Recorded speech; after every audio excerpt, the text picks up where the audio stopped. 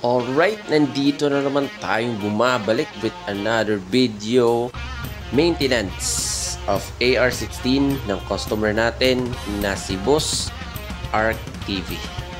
So, ito yung pangalawang unit niya guys kasi natapos na natin yung WD-PDX niya. So, yung content natin ngayon guys is mag-aano lang tayo, mag-maintenance lang tayo sa unit niya tapos isi-shim natin siya kasi upgraded na to. So para maiwasan yung magkumpul-kumpul yung mga bala sa mismong tipis palabas sa inner barrel is dapat lagyan po ng delayer. Tapos yung din maintenance din po and shimming to secure your gearbox para at least hindi po magka-problema. So alright, without further ado, intro please.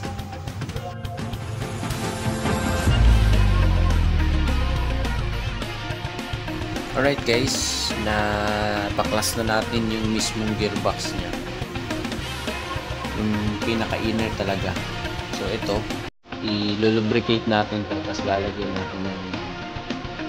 natin ng delayer. Ganda ng...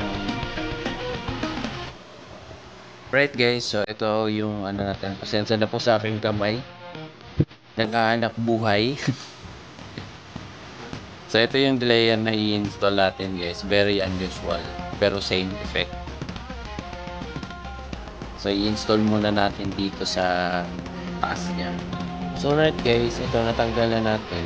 So maglalagay na tayo ng delayer. Ito yung delayer na gagamitin natin, parang Batman. Ano. So same procedure pa rin. Elevate nyo muna bago nyo isalpak. Elevated. Tapos sabay bulan.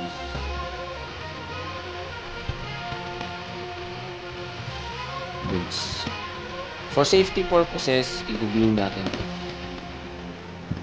para walang aberya talaga. Mahirap na kapag matanggal to, yung sakit sa ulo. Maghirap pa naman buksan to.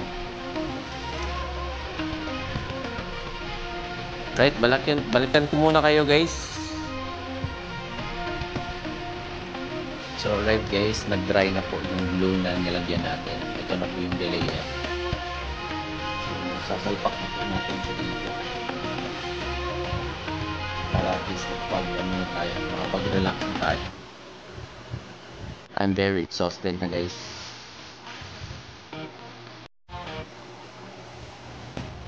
Tapos ibabalik na natin yung SIM. Yung right, tignan nyo yung oras guys, mag-aalas 2 na ng madaling araw, pero okay lang. Stay kicking and fighting para sa kabuhayan. Right, sasalpak na natin ito. So may pinindi. So di ko na binidyohan yung pag-lubricate guys kasi para at least short video na to. Yan, relax na muna natin. So goods na po yung ito lang po yung mission natin. Lagyan lang po ng delayer yung unit. So right, double check natin kung meron pa bang mga kulang or mga naiwan or mga nakalimutan. Oops, buti na lang. Okay, lagay na dito. Buti nakapag-check tayo guys. Right,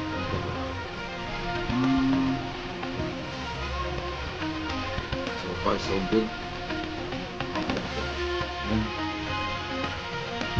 Goods na po. So check na lang natin kung ano yung mga kulang at mga dapat ilagay. Okay na po yung mga shims. All goods na po. Delayer, goods na po. Pala, dapat iyan natin dito natin ilalagay ito para yung resting point. Kasi maganda to kahit saan mo ilalagay. Kasi yung AR16 is meron siyang reset kapag nagsi-single shot ka. Nare-reset yung gears. Yung salpak na po natin. So far, so good. Okay na po. At para at least makapag-relax na tayo, guys. Ito lang yung natin mission. Mas malagyan lang siya ng delay. Malubricate ang gears at masalpak ng tamang posisyon ang gears. At isasalpak. So naman siya.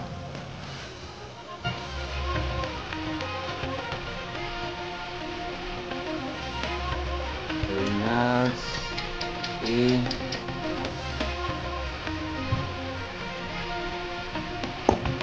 Ano po yung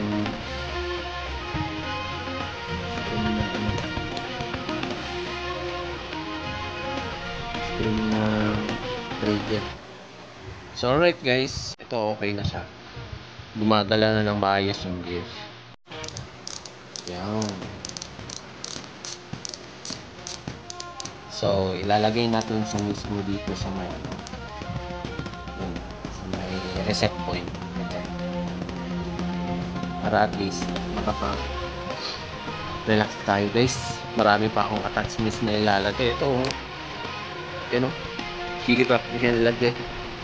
Pero okay lang po, manageable. So, right guys, hindi na natin ito pahabain. Sasalpak na natin lahat ng mga parts. Para at least tapos na tayo. Alright, thank you so much. Hello guys, so far nakabalik na tayo. So, na-install na din natin finally yung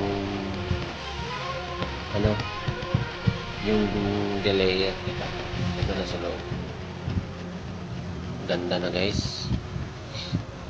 Alright, salpak na natin yung mga remaining parts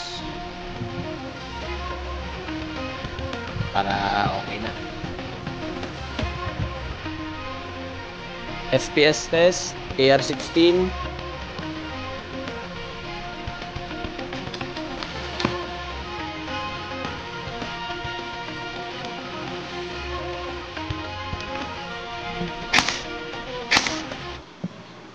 (317) 307 273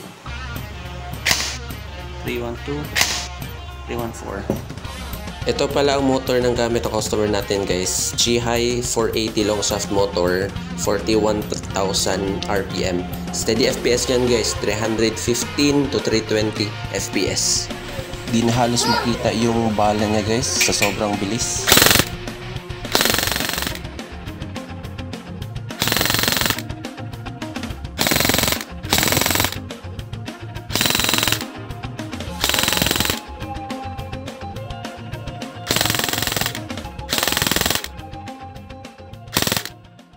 So yun lang po, maraming salamat po sa panonood at sana po nag-enjoy po kayo sa ginawa ko content. At marami pa po tayong contents na gagawin po in the near future. So be ready. So please support my channel po. Leave a like, share, comment, and subscribe. So thank you. Hanggang sa muli. Paalam.